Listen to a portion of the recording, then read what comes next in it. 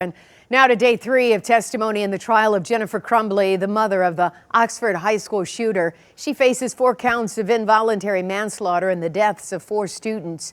Today, prosecutors called 3 witnesses, a school counselor, a horse farm worker who knew Jennifer, and a detective. 7 Action News reporter Simon Shaquette has been in court all day long for us, and Simon joins us with what questions were focused on today and a surprise decision from the defendant. Day 3 of witness testimony here at the courthouse, including a horse farm worker and a high school counselor at Oxford High School, speaking about the tragedy and their interactions with the shooter's mother. Was this the assignment that you retrieved from the defendant's son's classroom? Yes, it was. In a third day of witness testimony, Oxford High School counselor Sean Hopkins recalling a call made to Jennifer Crumbley, urging her to come to the school after the discovery that her son was looking up bullets on his cell phone. He is watching videos on his phone of a guy gunning down people.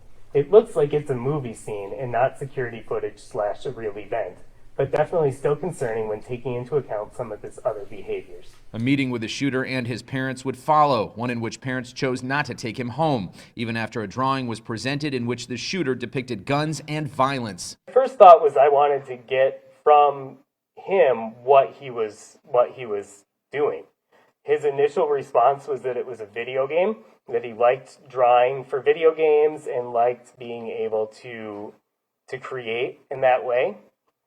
So I let him describe it in that way at first, and then I asked him to talk about some of the words that he had written down. Alarming images Hopkins told the court he found deeply troubling, and when he asked the shooter more questions, he mentioned that a family dog had died recently.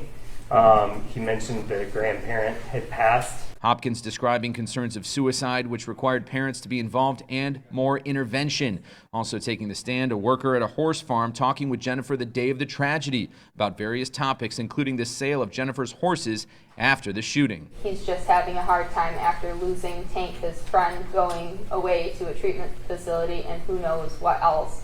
But he was just caught drawing this on a math test or a math assignment today. I had the feeling that her son was the shooter, and that with that the horses would most likely have to be sold. It was hidden in our arm in the case, and the bullets were hidden in a completely different spot. Prosecutors say the rampage could have been prevented by the Crumbleys. In a surprise reversal of course, Jennifer telling the court she no longer objects to full conversations between her and her husband on Facebook Messenger admitted as evidence.